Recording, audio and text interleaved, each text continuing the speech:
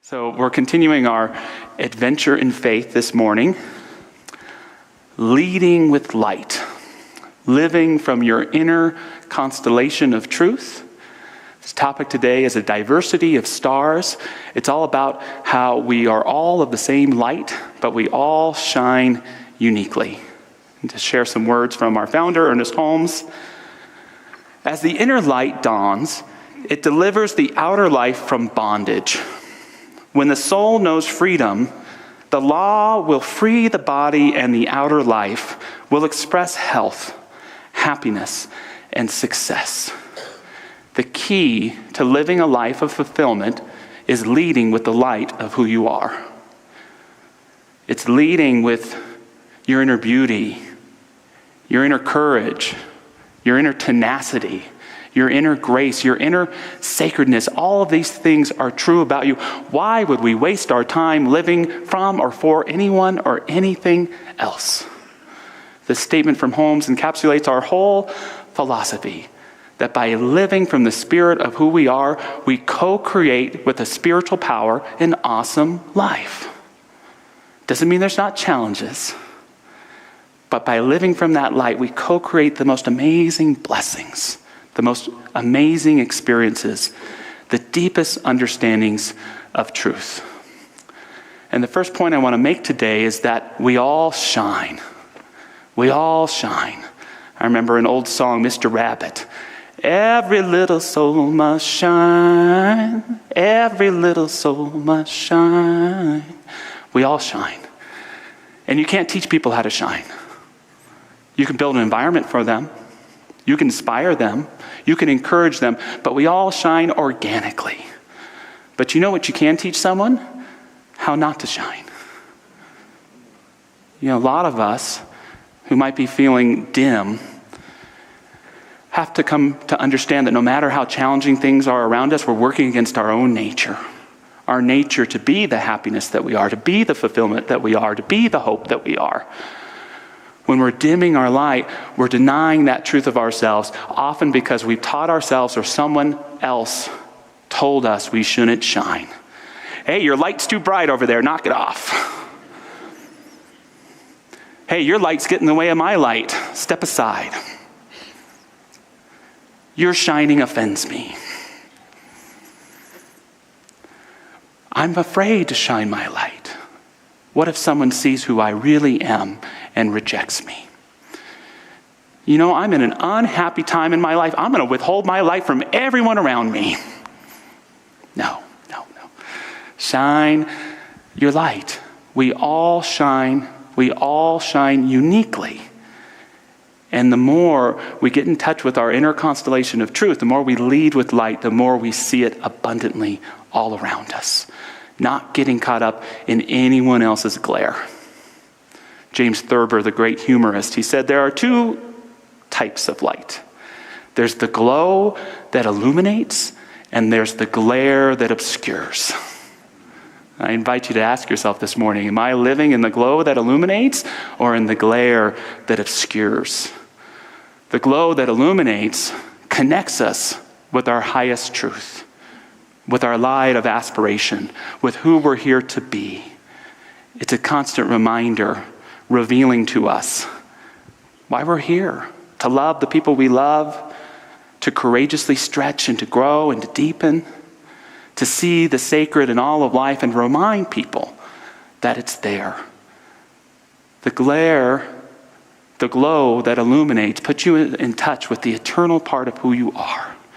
It's that ability to step outside on a beautiful evening and behold the constellations of stars, both around and within you, that hold the wholeness of all of life together, no matter what chaos may be taking place in the world. The glare that obscures is when you walk out to look at that nighttime sky, and there's all that manufactured light that blinds you to the truth, that distracts you. It's the glare that tells you you're not good enough. It's the glare that tells you the world is falling apart. It's the glare that tells you that life is about the pursuit of other things than what is sacred and meaningful. There's a great little Twitter feed out there that's got one of those flip book animations, and it tells the story of how too many people are living our lives. It starts with a little boy, and there's the sun up there with a little clock on it, and he moves along and he grows up a little bit and he starts chasing money. Here he is. He moves along a little bit more, chasing. He gets older and older and older, and before you know it, it's the end. Right? Talk about climbing up the ladder and realizing it's up against the wrong wall, right? Nothing wrong with pursuing and accepting our abundance, but if we're not in alignment with living with what's most important to us, what are we living for? We're dimming that light and missing out on the gifts that life has to bring us, to offer us, to inspire us. When we get caught up in the glare, we stop believing in our inner light. We start diminishing it and diminishing ourselves in the process. I think Gilda Radner put it wonderfully in her memoir, It's Always Something. She said, "While we have the gift of life, it seems to me the only tragedy is to allow part of us to die, whether it's our spirit, our creativity, or our glorious uniqueness." Yes, your uniqueness is glorious when you trust in it, when you live from it, when you explore it, when you don't hide it under the bushel, but allow it to express in so many different aspects of your life. It is also true that we should never think we have to dim our light so another can shine. You never have to dim your light so another can shine, because I'll explain, it's not helping them shine at all. How many of us have been in a position where we have faked unhappiness in order to support someone's worldview and way of life that's miserable? Anybody? I have. How many of us have denied doing something that we know might fulfill us, asking for and getting a promotion at work, or moving to take a job across the other side of the country because we're too afraid that it might cause some resentment or jealousy. It might rock the boat or make someone upset that we're moving on to something higher and better for ourselves. Anybody?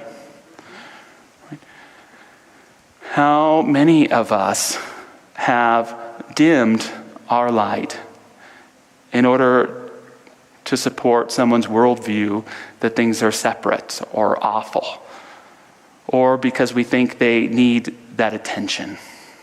Now, there are sacrifices that we all have to make. You know, when April and I had Nancy June, we know that romantic getaways weren't going to be on the agenda for a while. Sleep was going to be different. You know, in your own relationships, you have to set boundaries and make compromises. Honey, I think you're going to need to shine your light outside for a while. You know, when George Bailey in It's a Wonderful Life has his wedding day on the day the stock market crashes, and he uses the money for his honeymoon instead to save the people of Bedford Falls, he's making a sacrifice, but he's learning to shine his light in a different way. What I'm talking about is repressing your light, holding back your truth in order to help someone maintain their view of reality that you know in truth is not your own. Ernest Holmes tells us, "You harm no one by being happy." Hear that. You harm no one by being happy. You take from no one by committing to be your best self. You rob no one by committing to living a fulfilling life. In fact, doing this helps create the best possibilities for people to step up and live in incredible ways as well. We can't shine for them, but we can shine and let our light be an example. Holmes goes on, he says, "You cannot be responsible for the acceptance of others. Each is an individual. Though you poured an ocean of love over one, he must receive it. A bucket that is turned upside down, even in a cloudburst, will not be filled." And know that if it's just about turning your own bucket upside down to be receptive to the light of truth, that it can spill upon others and support them on their way. You know, there's a consequence for many of us in this teaching, in that as we learn more and more about the truth of who we are and the truth of life, we start to outgrow the consciousness of many of our relationships. And it's kind of hard because sometimes we even wind up having to let some of those relationships go. There's that part of ourselves that says, I'm only so tolerant of hearing someone's sob story for the 100th, 150th, 200th time, right? That I realize I'm not really serving this loved one by supporting them in this ongoing victimhood, no matter how they've been victimized. There's that time where we say, I love hanging out with this group of people, but I just no longer get excited lifting myself up by putting other people down. I just can't be around it anymore. I love being with this person, but they're so dead set on a worldview that sees people versus people, American versus American, and I can't do that anymore. I have to maintain this consciousness of wholeness. So I love you, but you've got to respect these boundaries, or I can't hang out with you. Right? How many of us have had that experience as we've gone through this faith and this teaching? And hopefully they can respect us, and maybe we still hang out with them, but they can feel there's this disconnection. And it's not your fault. It's not your fault. You get to be committed to your own growth, and as I'll share in a little bit, because I've been the person on both sides, by setting your boundaries, you can help them grow out of it and grow and deepen. All of us can. You don't have to dim your light in order for anyone else to shine. And it's just as important to remember as well that our lights can never take away, but only add to those who are also shining. Joseph Campbell has this great analogy about consciousness.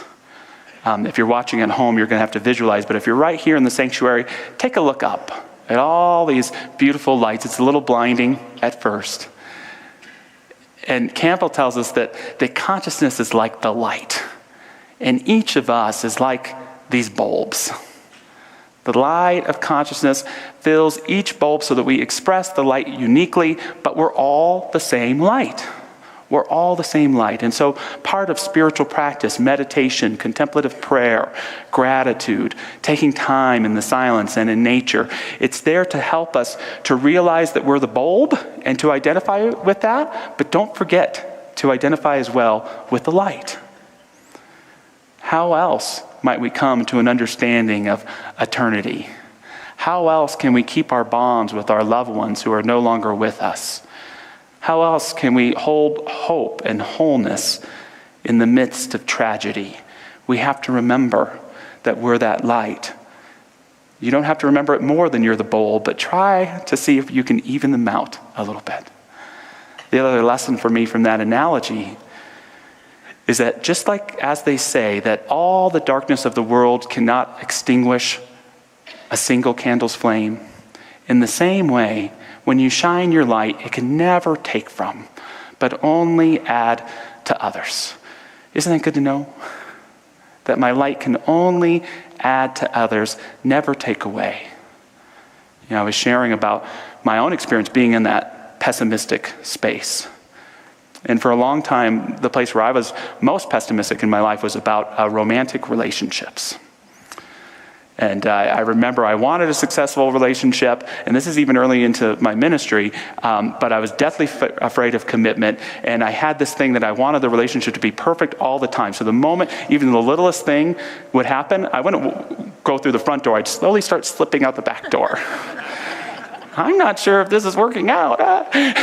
And, people would let me go, but there I was, kind of stuck. And then I got to start dating who is now my wife, April. We were old friends, and we started seeing each other. And are you here somewhere, sweetheart? Oh, hi, over there. In the corner hiding where she normally might be, no, hi.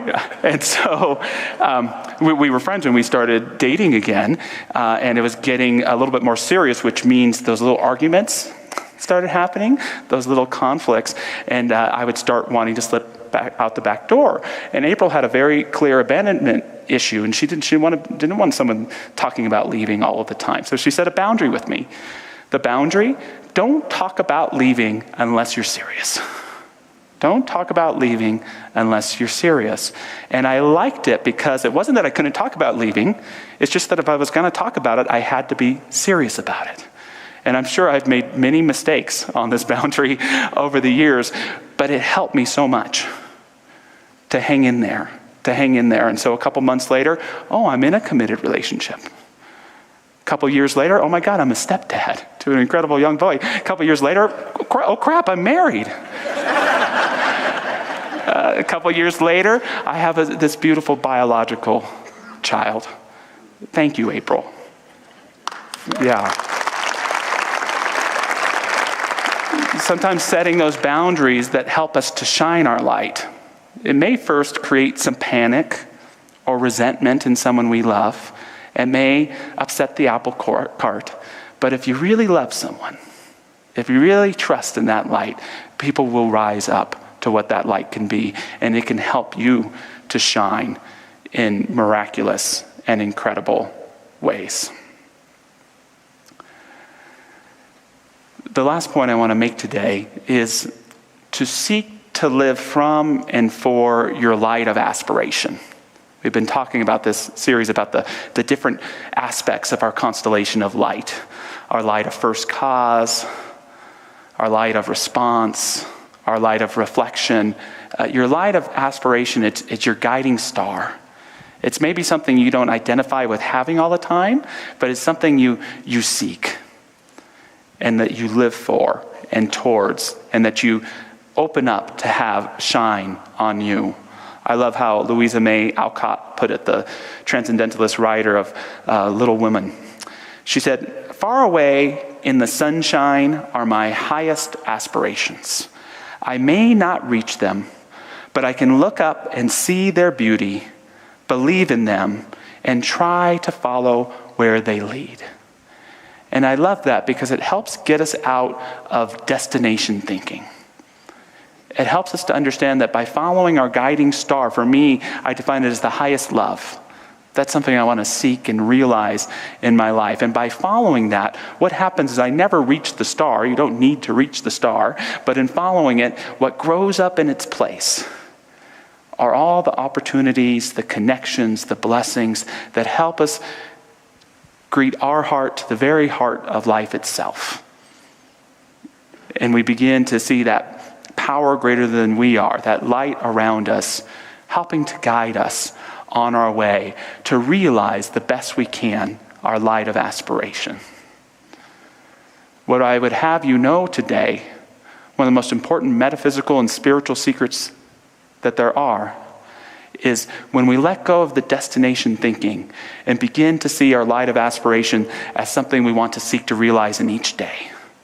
That it's not an end game that we have to withhold fulfillment and happiness for, that it's the opportunity each and every day to realize that highest love, that highest compassion, that highest kindness, that highest consciousness of wholeness for yourself and humanity. When we can commit each day, honoring where we've fallen short, acknowledging it so we can do better, but giving thanks for what was, we begin to get a sense of eternity in our life today. We begin to see that the light at the end of the tunnel is actually the light that's right here where we are, that can be that glow that illuminates that future path that doesn't just give us a great life, but the ability to see and embrace and become the vision for that incredible life. Recognize that we all shine, and let people shine just as they are. Know that you do not have to dim your light for someone else to shine, and that no one's light is better than your own. Realize that when you shine your light, it benefits not just you, but everyone around you, even if they don't see it at first. And follow that light of aspiration. By doing so, you unlock, attract to and from yourself the best in which this life has to offer. So moving to affirmative prayer today, I invite you to join me if you so choose. Here in the Teal Sanctuary at home, invite any of our practitioner prayer partners to stand, knowing that they are available for affirmative prayer right here in church or via online means.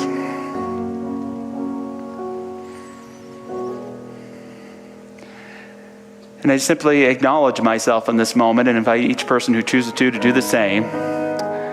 Being that bulb, being that independent, unique expression of the divine, yet never losing touch with that light that animates my being, is the reason for my becoming, and is that absolute divine truth that I seek. May this light enlighten us now as we think of all those places in our life that could use a little bit of light, a little bit of truth, a little bit of forgiveness, a little bit of remembering. Knowing that just by being this light with courage and commitment, that there is healing, that there is wholeness, that there is reconnection of what may have seemed fragmented. And being aware of this light, may we bring to mind any person whom we love, who we seek to have this light shine upon today. May we quietly say their names out loud if we choose. Matthew, Harold, Harry. Knowing that in this sanctuary of prayer together, the sanctuary of light, we know that miraculous things occur, that the depth of being comes into touch with the surface of being, and that we experience and reap its benefits each and every day. I give great thanks for the Spirit, for its unique expression, for this diversity of stars that we share in this constellation of this thing called life. May we celebrate these connections and allow them to shine in ways never seen before. In gratitude, we allow it to be, and so it is.